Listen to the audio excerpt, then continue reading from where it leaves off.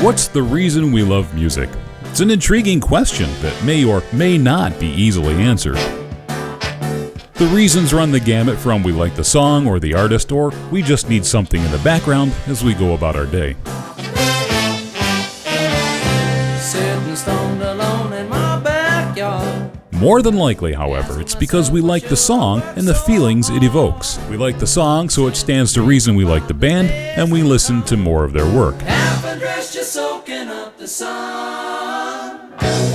Sitting here, I hope I don't. Music also has the added benefit of brotherhood. I'll get back to that in a bit, but for now, this is an obvious setup for this video. Yeah, there's nothing better for your soul than lying in the sun and listen to rock and roll.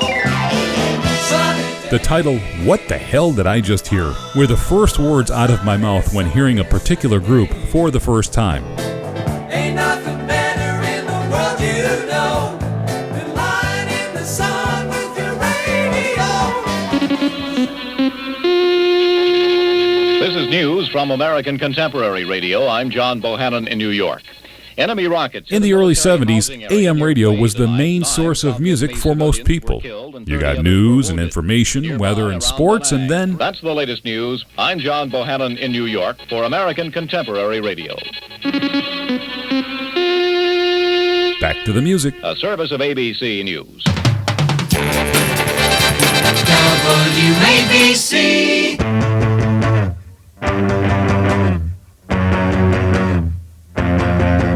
For those of us that grew up with the music of the 1970s, this is a very familiar intro to a classic song.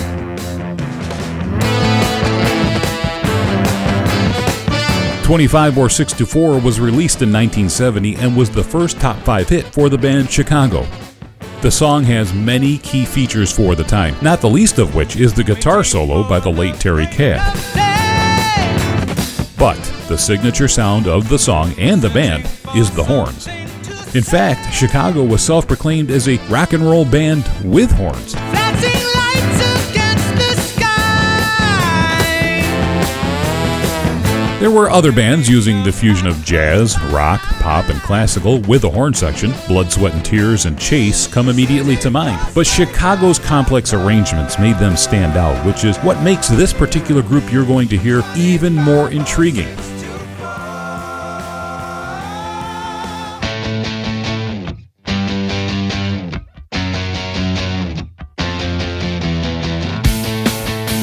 The group you're hearing is called Leonid Friends, and they're a collection of Russian and Ukrainian musicians led by Leonid Vorobyev that started with a singular mission: to emulate the music of the group Chicago in one song.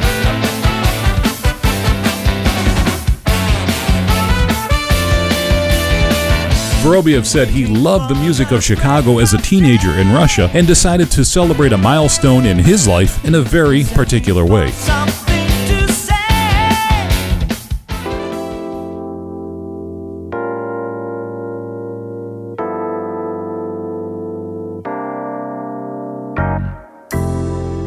Wish I knew. About 5 years ago, as he was approaching 60, the Russian age of retirement, Vorobyev set out to make the best cover of a Chicago song he could. He got 10 of his friends, some of the most skilled musicians in Russia and the Ukraine, and they covered Brand New Love Affair, Part 1 and 2, a 1975 Chicago release. When you've hurt a friend and you both feel empty. The song is broken into 2 parts, with Terry Kath singing the lead vocal in Part 1. In Part 2, the tempo picks up, and the lead is sung by Peter Cetera. Leonid and Friends follow this formula to a T. Vorobyev sings lead in Part 1, and Vasily Akhimov sings the Peter Cetera part in Part 2. And they do a masterful job. But like any other 1970s Chicago song, the horns are the standout sound. They're spot on to the original, with no less power and brightness of their American counterparts. The group decided to make a video of the song, slickly produced but simple. It was placed online with very little expectation. But just 2 weeks after the video's release, it was on Chicago's official website. Vorobyev was now being embraced by the band he loved. The die was cast and they figured, what the heck, we'll do another one. Well, one turned into two and two into four, and the next thing you know, this band, created on a whim, is now creating a catalog of songs. What makes this story even more compelling is that Vorobiev didn't have the benefit of chord charts and such when he sat down to remake Brand New Love Affair. He had to listen to every part and every instrument of the song and chart it all out himself. A painstaking job at the very least, but it demonstrated his love of the music of Chicago and his desire to make the best song he could.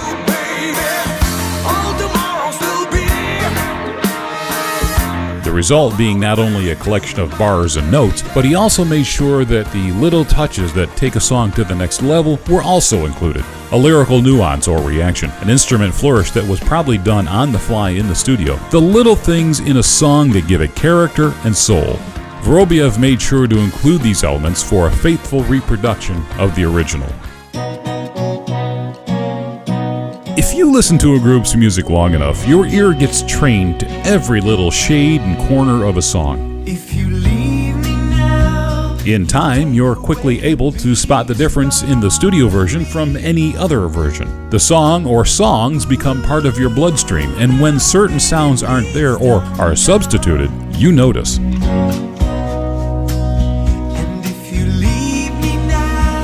Vorobiev's process of getting every little detail really pays off with their remake of If You Leave Me Now.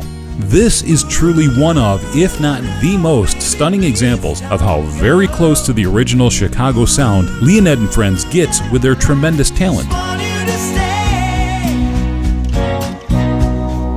The French horn section is especially complicated, and the player just flat nails it. The strings, especially at the 2-minute mark,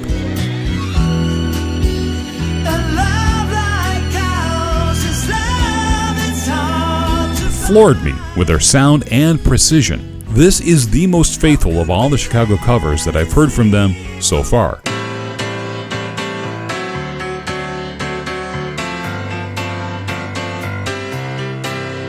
In a short period of time, Leonid and Friends has amassed a huge following in the world, especially in the US. Their Facebook and YouTube followers reach into the hundreds of thousands.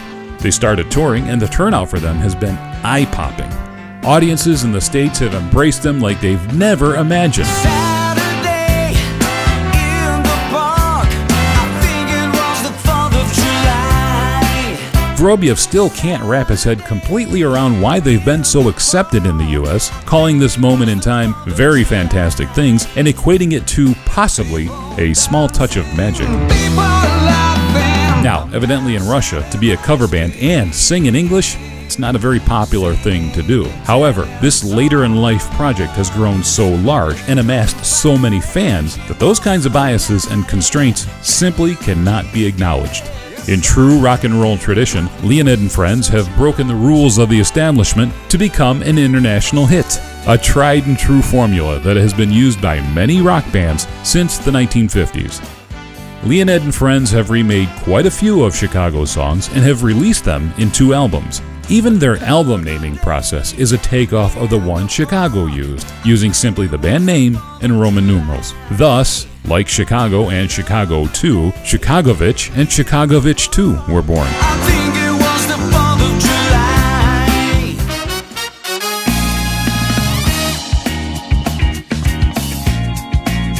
The band has since branched out to other groups like Blood, Sweat and Tears, Earth, Wind and Fire, and the Ides of March and their horn-centric 1970 release, Vehicle. Hey, well, the friend, the stranger in the black sedan, don't want you hop inside my car. And they received a very gracious comment from the Ides of March on the Leonid and Friends YouTube page for Vehicle. Jim Peterick from the Ides of March wrote, "I just heard what is probably the best cover of our Chestnut, Vehicle, that I've ever heard in my life. In fact, when I first heard this, I thought it was us, and then I looked at it and I saw it was all these other people. It's a real homage to the Ides of March and the sound we created with Vehicle. We couldn't be prouder that you chose this song." I have to tell you, the guitar solo, Sergey, he's the only guitar player that ever copped my lead note for note perfect. The horn section is tight, Vasily is great, strange to hear a little bad accent, but that's just fine. Anyway, congratulations Leonid and Friends, and great God in heaven, we love you. Great God in heaven, you know I love you. So, Leonid and Friends, I guess, are the ultimate cover band. But you know, calling them a cover band or a tribute band seems a disservice. Their talent and dedication have taken them to a level far above tribute or cover band status, possibly into a space that, until now, had been unoccupied. So let's call them what they are, or at least what I think they are, a recreation band. The international success they've achieved underscores the fact that Leonid and Friends, as well as music as a whole, is truly a magical bonding agent of brotherhood. We can have differences and be separated by ideas as well as large bodies of water. But when it comes to music, those differences tend to disappear in the mist, and what's left is truly magical. You know, maybe Coca-Cola had it right. In 1971, they gathered teenagers of all different cultures on a hilltop in Italy to record a now iconic TV commercial. The advertising jingle was By the World of Coke, which became I'd Like to Teach the World to Sing, which, recorded by two groups, became international hits for both the Hillside Singers and the New Seekers. I do believe in you, and I know you believe in me.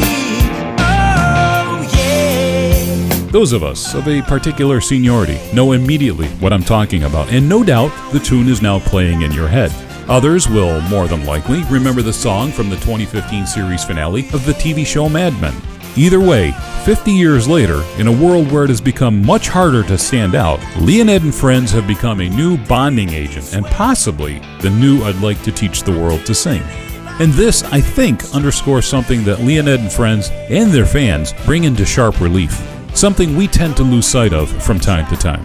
When it comes to our geopolitical tensions, we forget that it's the politicians of a nation we tend to dislike, not the people. On the whole, that's not a bad outcome for a project started on a whim.